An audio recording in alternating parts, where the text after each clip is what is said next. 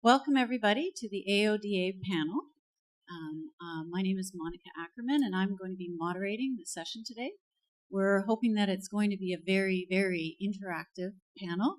We definitely want your questions. We have a great panel of people that will do initially a short presentation on some specific areas around their own AODA work and the areas in which they are implementing the AODA or have impacted the development of the AODA. Following that, we'll open up for questions from the floor. And since this is being webcast and transcribed, I've had a request that when questions are asked, I will repeat them into the microphone. They don't want me carrying the microphone around to everybody in the audience. So that's the only logistical piece of this presentation that we've got to worry about. Other than that, it's camp, it's open, free-flowing, and we'll see what comes out. First, I'll introduce you to the members of the panel. Robert Pearson is the Director of Accessible Digital Media at Accessible Media Inc. He's the chair of the Canadian Broadcasting Industry Described Video Best Practices Working Group, and working towards the establishment of industry best practices in the area of audio description or described video. Pina is a fantastic advocate and supporter of accessibility and is a longtime employee at Scotiabank. She works in the Information Technology and Solutions Group and is the founder of the Enabling Solutions and Support Management team at Scotiabank, which set forth and implemented an accessibility strategy roadmap from an IT perspective in the whole bank. She is a recent grad of the Masters of Inclusive Design program here, congratulations, and is currently doing work on the G3 ICT, with the G3 ICT on financial accessibility and inclusion. And Jutta Treviranus is the director of the Inclusive Design Research Center and a professor at OCAD. IDRC, I think you've heard a little bit about some of the work that they've done this morning, works in inclusive design and emerging information and technology and practices. She has been involved in many pioneering approaches for personalization as an approach to accessibility in the digital domain, and played a leading role in developing accessibility legislation, standards, and specifications internationally, and very much so here at home with the AODA. In almost all areas of digital accessibility, you'll find Jutta's very powerful and inclusive influence. So this is our panel for today, and we'll get started with Robert. Okay. Thank you. Oh, actually, can I just, sorry, I wrote my own notes and then missed them. I just wanted to give you a little bit of a framework first about the AODA. The AODA was made law in 2005 and set out in that law the requirement for the development of accessibility standards in 5 specific areas. The goal is for an inclusive Ontario by the year 2025. The standards were developed in 5 areas, including customer service, information and communication, employment, built environment, and transportation.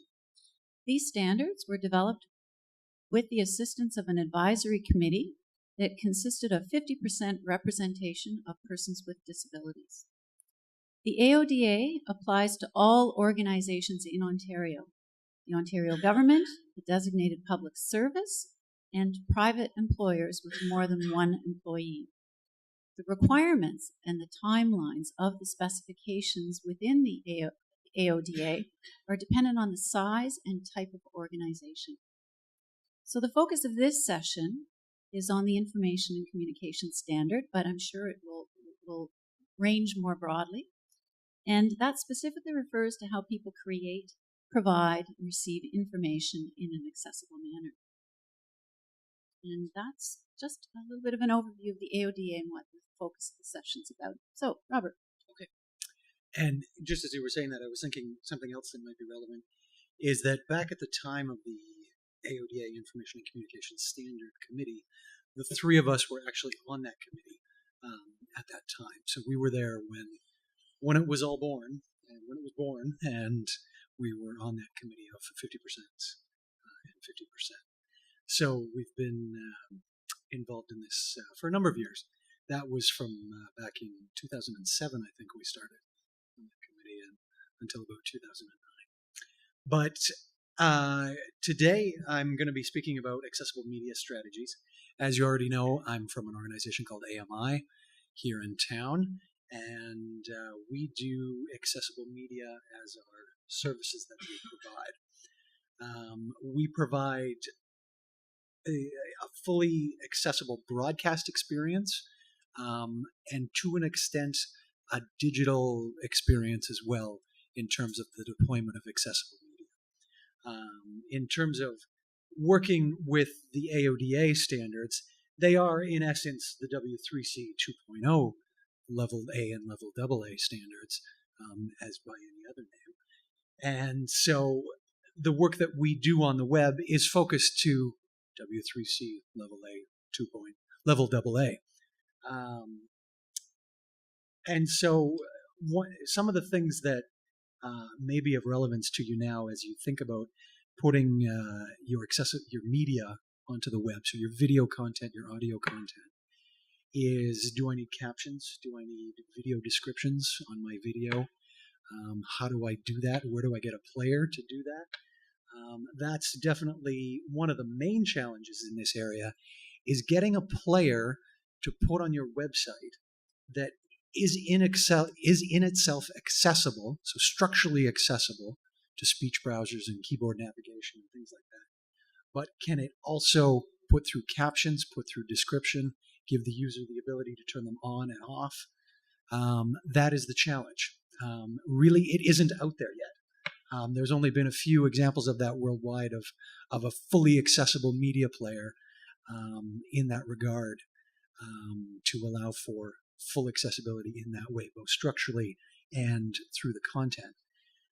So things can be challenging. So in terms of what do you need to know for the AODA in order to become compliant with your media, well, as you know, it's in a staged approach for the AODA. We have the first deadline coming up in just over a month from now, January 1st, 2014, for all new content to be compliant to level A, and then long time down the road, level AA. However, nowhere in there is there the requirement for audio description at any point, at either of those deadlines. So that if you're going by the letter of the law, then that doesn't become a requirement for you.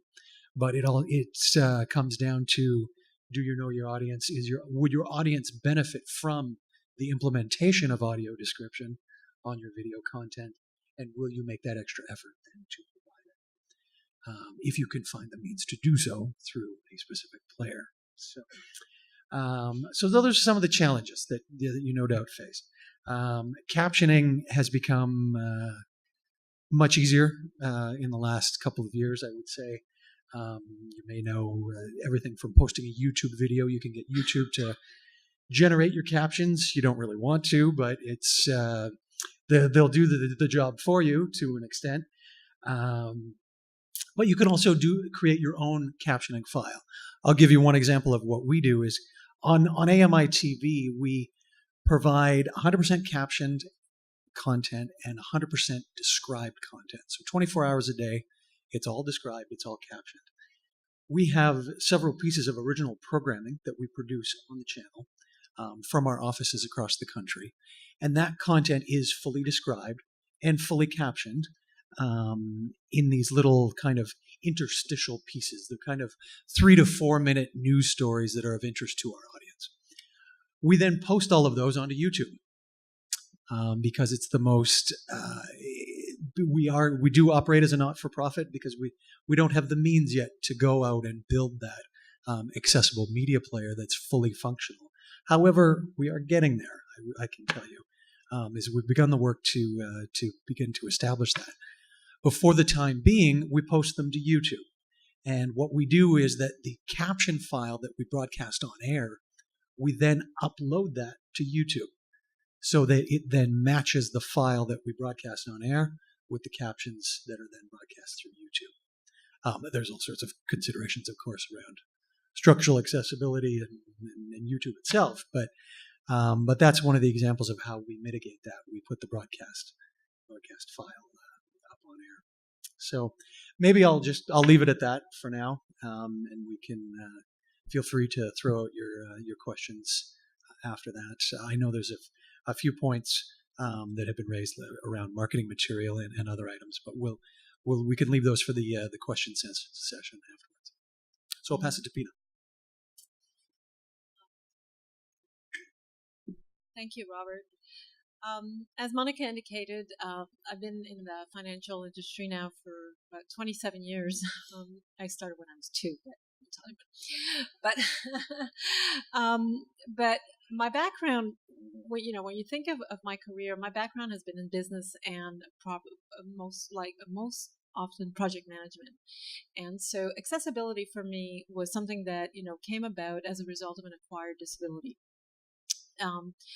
So coming back from a disability to Scotiabank, I quickly realized that a lot of the internal processes that we had, a lot of the services we provide lacked in accessibility, which presented me with an enormous amount of challenges.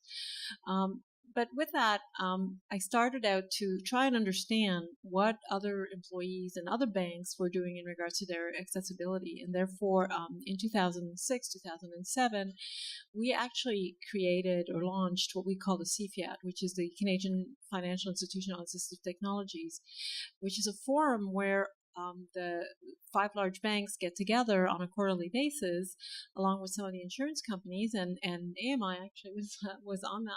It was on that forum as well initially. Robert, I guess, in a different capacity, but the intent of the forum was to come together as an industry and to discuss how we can approach accessibility. Where can we learn best practices? Where were some of the challenges that we were all facing, and how can we work collaboratively to move the industry forward?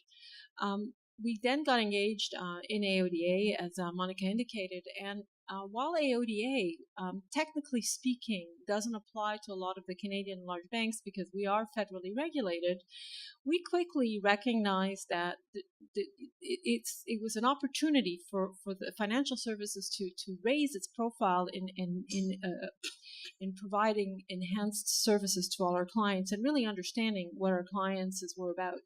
So early on, we decided as an industry to adopt accessible practices and the accessible standards. We worked together to provide feedback to the AODA and the Information and Communication Standards Committees and see how we can actually help leverage some of those new policies as they moved forward. In my current work, where I'm now working with G3 ICT, where I'm working with global banks, and we're looking at how they're addressing accessibility, we're quickly realizing and recognizing that accessibility is viewed in many different ways, and many different approaches are required in order to achieve that. But I think some of the lessons that we're learning very quickly are things like, let's not lose perspective of what we're trying to do and why we're trying to do it. We've got to keep in mind, as a business, how is this relevant to us? How do we benefit from a business value? How do we leverage some of the lessons? Because let's face it, myself, working in a bank, my core business would be, financial services. If you go into a retail business, their core business would be to sell you clothing or whatnot. We don't all have the expertise to develop accessible practices. So through collaboration and partnerships, this is how we feel we were able to really start making a difference. Lastly, I think what's really important too is the challenges that we face today in financial services or in large organizations when we're dealing with accessibility are really not very different from smaller organizations. And we're dealing with challenges around capacity. We're having a hard time finding people who know accessibility well enough to actually help us out. So we're continuously training and educating people, whether they are working for us directly within our own organizations or whether we're dealing with third-party vendors, as we acquire applications or products and so on and so forth. So there's a great need, for capacity to be built at the grassroots, and hopefully through partnerships and through collaborations with universities and other businesses, we can actually increase that. So I'll leave it at that for now, and we'll answer any questions. So Monica asked me to talk about my current work or interest or passion in this area, and my current passion is the economics of this whole venture, especially with respect to the AODA. The AODA vision needs to be economically viable if it's going to succeed, and much of what we've been talking about here needs to be economically viable. And this focus of mine started when I collaborated with the Martin Prosperity Institute, and we created a report called Releasing Constraints, which had some fairly powerful economic conclusions, but it really didn't go far enough. I think we need to quite thoughtfully and in great detail unpack how are we going to ensure that we can make this whole thing fly economically. And with respect to the AODA, there's a number of nested economic perspectives. There's a simple economic analysis of what will it cost a single organization to comply. We can expand and flip that view and take into account the opportunity costs and loss of customers caused by non-compliance, even before we begin with the legal penalties that are associated with the AODA. And we can expand that view again to consider that, like everyone else, people with disabilities have family, friends, and work colleagues that they do things with. In the realm that I work on, that there are all sorts of side benefits as well. From the perspective of the obligated organization, it can be viewed by the organization either as an obligation or a legal risk or an investment with short and long-term benefits. If we now, and so that's in terms of sort of the micro view, but I think there's also a societal view, and many of us here are how many of us are in public sector or in some way involved in government? There's quite a few here, so we have both perspectives here. From the perspective of a society, we have similar sort of expanding perspectives. We can look at how much of our tax dollars are needed to keep our legal commitments. And of course, as a province, we've made the legal commitment to become accessible by 2025.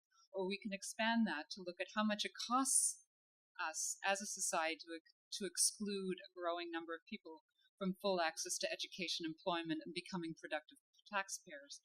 And we can look at the impact this has on their family and on their community. And I think there are going to be some political challenges to moving the AODA forward. And I think we need to prepare those arguments and gather that evidence, because I think it is quite compelling. We can note that we're missing what we're missing with respect to innovation and creativity by not engaging the full diversity of community members in our planning and in our teams. And researchers such as Scott Page and many others are discovering that, and Malcolm Gladwell in many of his writings and his experimentation has also pointed this out. And then if we expand even further from a global perspective, the World Economic Forum, which is one of the largest global forums on economics globally, has said for a second year in a row that the greatest, actually I'm going to ask you, what do you think they've identified as the greatest global risk? So this is an international forum with all of the governments and all of the economic organizations as part of it. What would you say they've identified as the greatest global risk? What's that? Not lack of food, no. It's not global warming. It's not terrorism. What's that? No, it's not the technology guy. What's that? No, not water. Anyone? No? Yeah, exactly. It's the economic disparity and exclusion. So they have said that the reason for many of these other things is because of the inequality and the exclusion that's caused by many of these barriers that we face. The US has estimated that we're talking about information and communication here, and the US has estimated that they're losing 55.2 billion a year because of digital exclusion, because there are barriers to access digital. And of course, all of those sorts of estimates pile up. The incidence, of course, of disability globally is increasing, and it's not just because of aging, it's because our health system is improving and we're surviving man-made and natural disasters.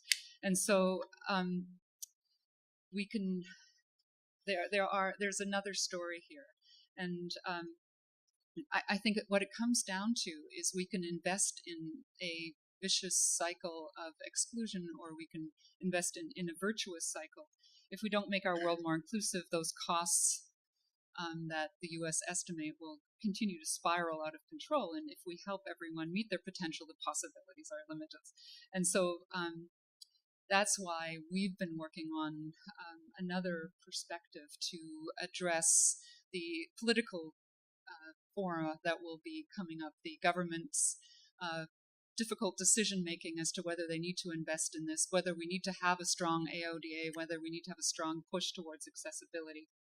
So let's consider the economic opportunity. What we're sitting on is a powerful economic driver. This is a demand that will not go away. It is a demand that is felt around the globe.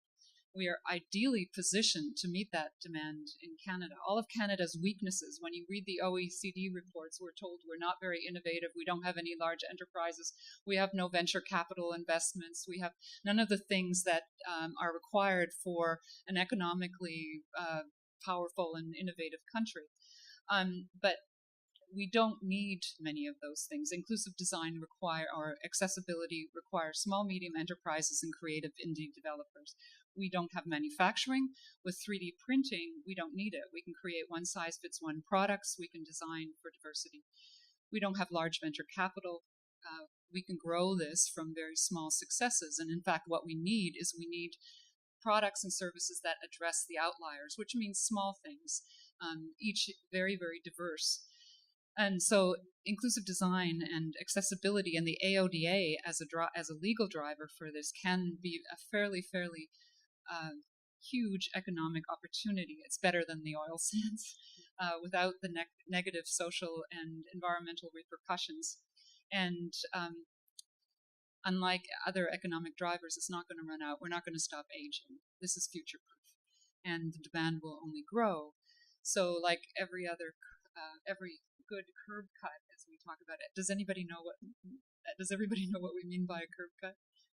No, by curb cut we mean the little cuts that are done in the sidewalk, and they were originally intended for someone with who's using a wheelchair, but of course everybody else uses it. Captioning is a very huge curb cut because only about 2% of the users of captions are individuals who are hard of hearing and deaf, who it was originally intended to. Most people that now use it and benefit from it are things like spouses in bed who want to keep watching television, people in noisy bars, people in fitness clubs. So accessibility and inclusive design has huge benefits economically and socially. And I think that's the story we need to tell the government and anyone who talks about how expensive this might be or how difficult it is to comply to the AODA. Great. Thank you very much to all our panelists. I think we've got a really good perspective on the importance of the AODA. And I now want to open up the floor for questions. So you can ask specifics about the information communication standard, general, philosophical questions, whatever is your interest. Richard?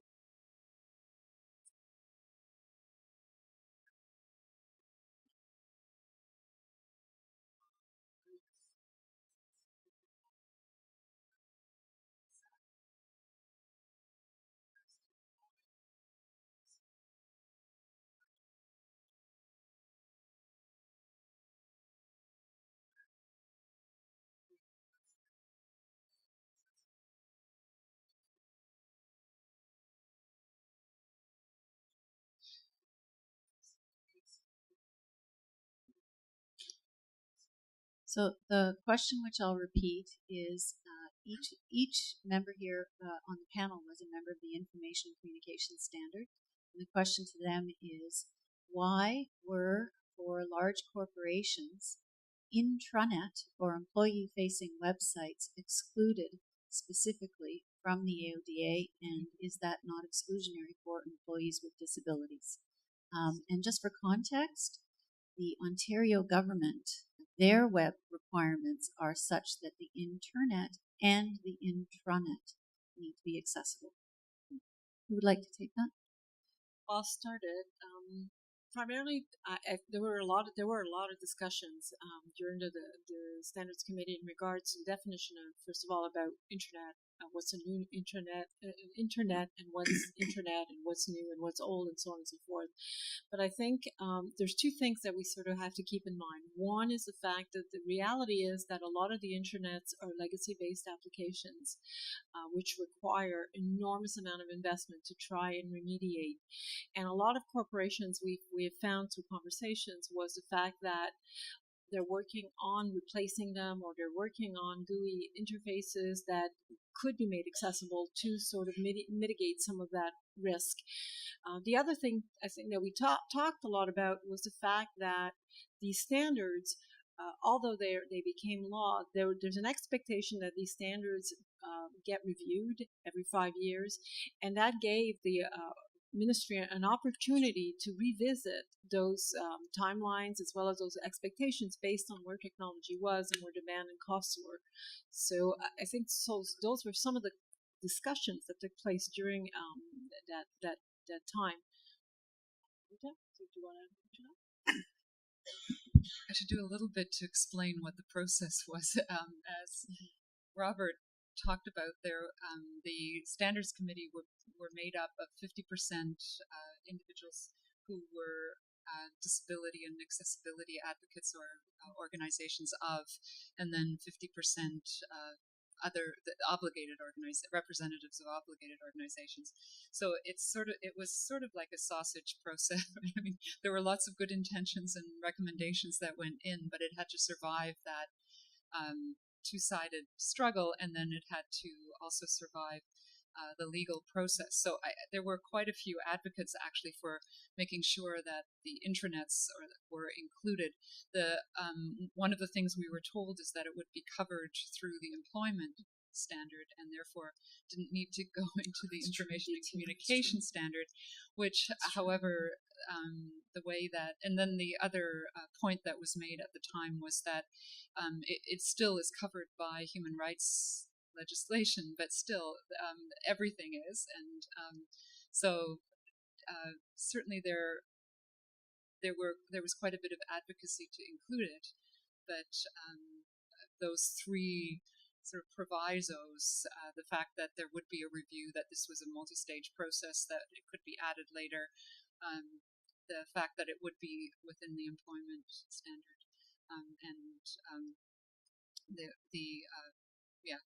those were the primary things actually.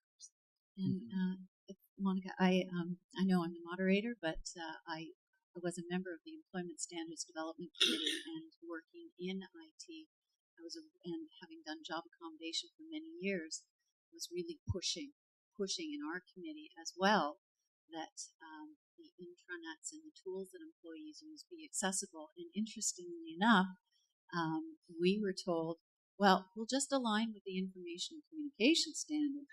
Mm-hmm. So somewhere in the middle it got dropped. However, in the employment standard, there is a provision that the tools that employees need to use for work must be available in an accessible format or with communication supports upon request. It's a little bit vague. Really, the best, most accessible application is one that meets the Information Communication Standard and WCAG requirements. Denise?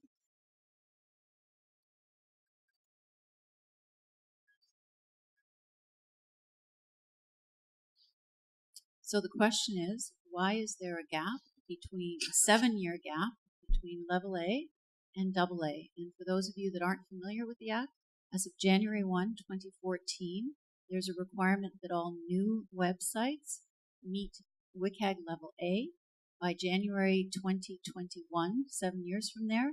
All websites, not just new websites, must meet the higher level AA requirements. Anybody want to respond? I'll start. I don't think that was the plan originally. We certainly, when we were there on the committee, that certainly wasn't something that we were putting forward. That came through in the wash after it came public. And go ahead. Fact, you can see the committee approved draft. The AODA Alliance has it up on their site, and you'll know. Oh, yeah, that's right. Yeah, that's right. It was. Yeah, it did not appear in the original draft. Yeah, we had recommended specifically to move directly to AA because we felt from the effort required to do this work and certainly the timeline that were being suggested for revision, it made absolute sense to start at AA. We did a full analysis of the difference between single and AA and type of additional effort that would be required, and the conclusion from the committee was definitely that it made much more sense to go directly to AA as other jurisdictions have done. Now, having said that, I think I do want to conclude the statement by saying the more we talk to organizations, the more we're finding out that many of them are starting at AA. I think it's the difference between A and AA. Is so minimal in some areas that many organizations just and the technology that supports these the WCAG standards now has evolved and matured to a level that people just seem to adopt AA a lot. And it also makes you compliant with things like the rehab byway, pyramid standards and things of that nature. So, with other markets, so if you're a private sector company and you're marketing to other areas around the globe, many of them have AA as the requirement. So in the States, Jutta was saying, for example, there's Section 508. And so if you're doing business with the government in the States, you have to be 508 compliant, and that requires for you to be WCAG AA compliant. Next question.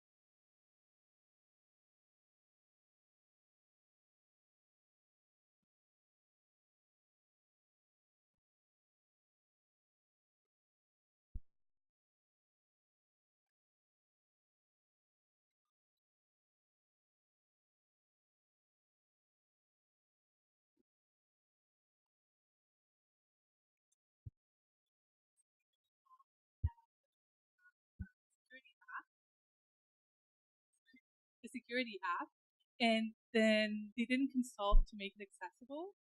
And they did consult with students, but then they decided it's going to take too long to make it accessible, and we need to really do this quickly. But then when we brought them to task and said, this is not, you haven't included any accessibility within your development process, they were kind of like, it's not really web content, it's an app. So what is it that's, as per the AODA, because the AODA is kind of vague about this, what is considered web content that would need to be made accessible? Okay, now, there's a number of things there. First off, it's an educational institution. And so, remember I said that all of this is required anyways under the human rights legislation. If you look at the AODA Information and Communication Standard, educational institutions have further obligations than other organizations.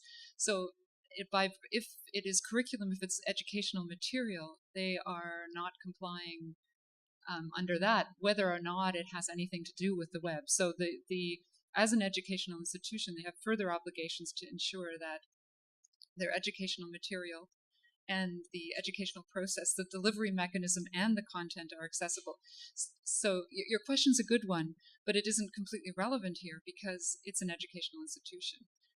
They're obligated to ensure that that is accessible anyways, not with respect under the umbrella of web content or non-web content. They're obligated to make that accessible to you by virtue of being an educational institution and that being part of the educational delivery mechanism.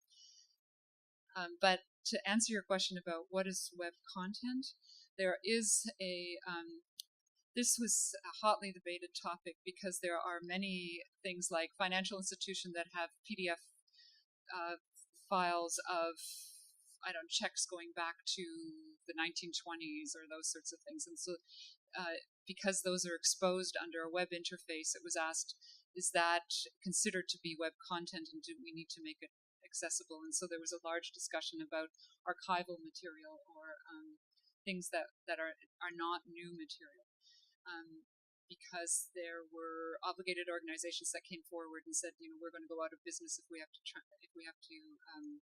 convert all of this. So the navigation system, the videos that you're talking about, those would all be web content. It can't be said that those aren't necessarily archival, but the date of when they were made is relevant if you're looking at it as web content, but not if you're looking at it as educational content. So just to clarify, though, as a web content, all net new websites, all content needs to be fully accessible starting in January 2014. That's how we understand it. But there is a provision there where content that is developed after 2012 has to also be made accessible upon request. So to your example is you're talking, even if it weren't an education organization, if it was a business organization and all of this was developed last year as an example, and you're talking specifically about content, if I requested it, they would have to make it accessible. It's actually any content on your website prior to 2012, you can request it in an accessible format. But it is an accommodation and it's upon request. And not under AODA, though, at that point, right? It's under AODA. Prior yes. to 2012. Prior to 2012. It's accommodation. Upon request.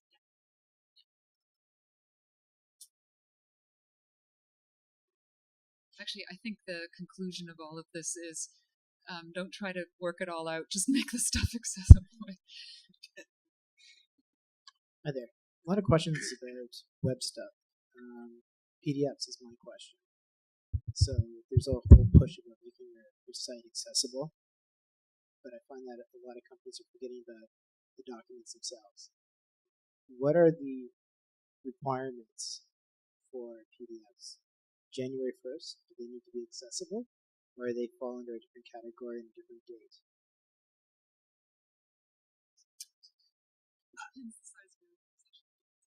Yeah, that's true. Over 50 that's true. people and public facing.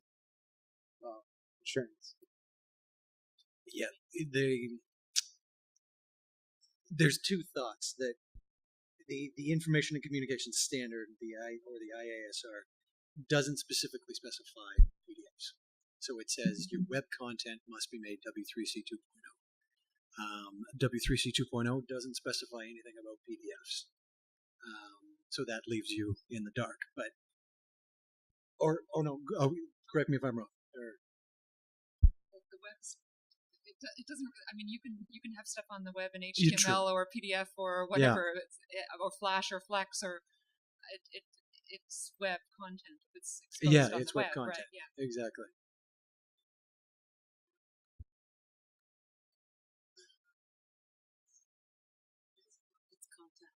It is content. No, it is content. It is content, but it's not content. Exactly. The interpretation that I've heard from the Accessibility Directorate is if your PDF is on your website, then the website compliance rules apply. If your PDF is something that is, maybe you ship out to a customer saying, oh, could you please employees fill in that form, and they require that PDF in an accessible format. That's an upon request. And I think accessible formats and communication supports for your industry is 2016. Is it 2016? I think so. So there's a disconnect. 2016. There's a 2015 date for something. 2015. I can't remember. So are you saying that 2015 is upon request, or they can? Or materials in an accessible format in with communication supports. But as soon as it's on your website, the website requirements apply. So, sorry. No, that's what I said. And that's a very important distinction because, as we said, so to answer your first question, if that PDF is on the website, yes, it is. It then it would need to be required. And if it's on the web. Then if it's something that's sent out via mail, usually, but thinking about making it a PDF as well, how does that play into it? Why would you send? I'm just, I'm playing devil's Giving advocate them here. the option. I'm playing devil's advocate the same way that Denise's question earlier was why WCAG won, right? Why? So if you're doing a PDF, let's be frank, right? If you're creating a PDF, whether you mail it or whether you post it on your website, it's a digital document, right? It would make absolute sense right from the get-go to make it accessible. So. 2015 then. Can you just tell me what that's about? I'm confused now. Do you want to specify?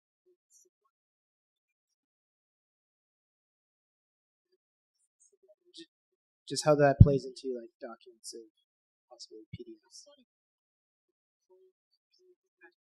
Accessible formats and communications with support, so you can request accessible formats and communication supports for whatever document or communication that you're going to work with. And I believe that the private sector timeline is 2016. I might be confusing it with the public sector timeline. So it is a different timeline than your website requirements. Thank you.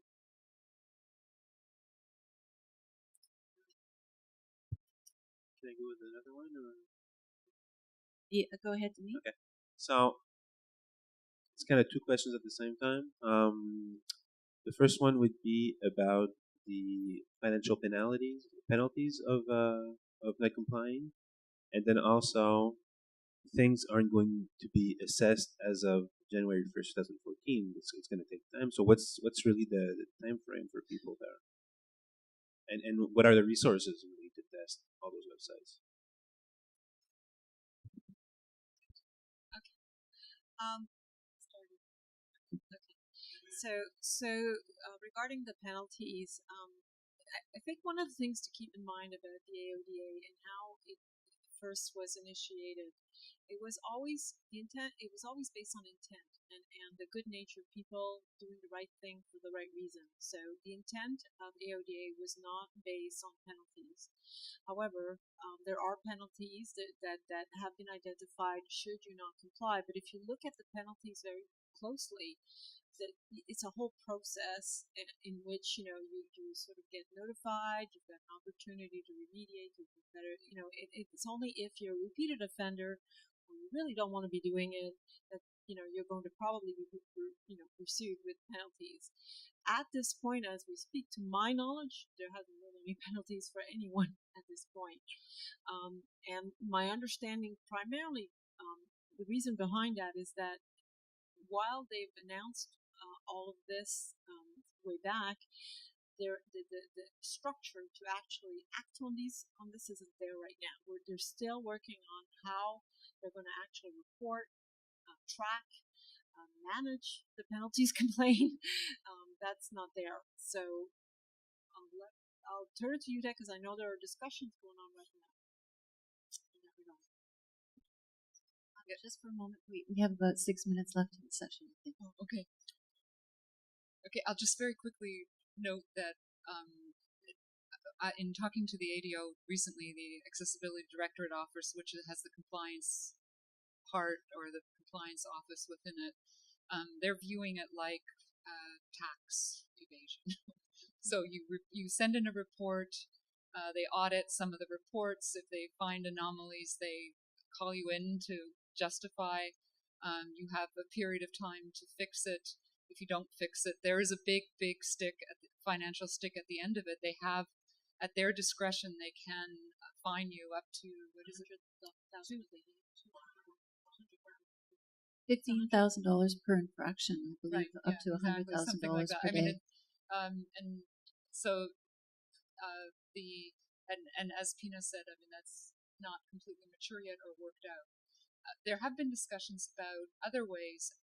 I mean, the whole idea of AODA was to take the burden of having to ensure that there is compliance from individuals who are being discriminated against or who are being inconvenienced by the inaccessibility of services and products, and to turn it over to the province, like public health inspection and like environmental inspection. So the process, one approach that's being looked at is to make the reports that are being created transparent, so that they are information about what is accessible within Ontario for tourists and family and people with disabilities, and then the public can also help in monitoring that. You said your website was accessible. You said that I could get accessible appointments here, etc. But in fact, that isn't the case. So there's a number of other approaches that are being looked at to back up the process of the inspections that the ADO. So we have time for one more question. So the gentleman up there has been waiting for a little while.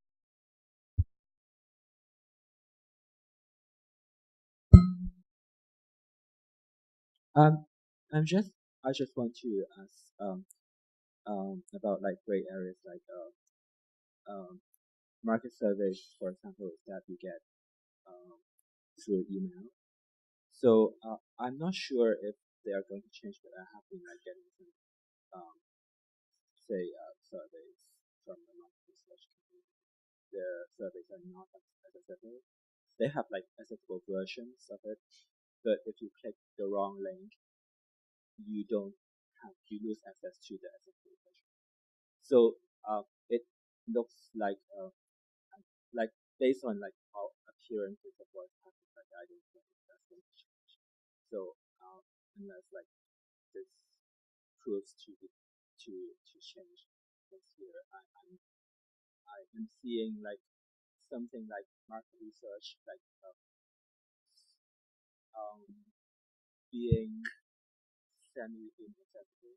Like I'm seeing something like if you do need the accessible version, and when you see that email, you're very excited. You're very excited to become the when you add the accessible version. Yeah. Great. So just very quickly there. All these other areas of information and communication, such as the market survey, are accessible format upon request. The web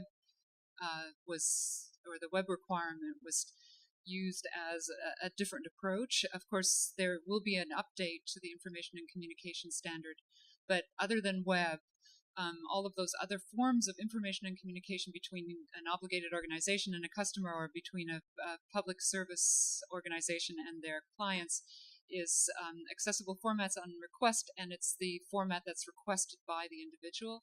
The idea was that the committee wanted to make sure that there would not be sort of a one-size-fits-all approach, that it would be the format that the individual with the disability required. Okay. Well, it's 3:00, so I think that we're scheduled to end right now. I want to thank the panel for their contributions, and thank you all for your questions. And everyone here is around to ask more questions and get into arguments about dates and interpretations, and you're welcome to do that. Thanks. Bye.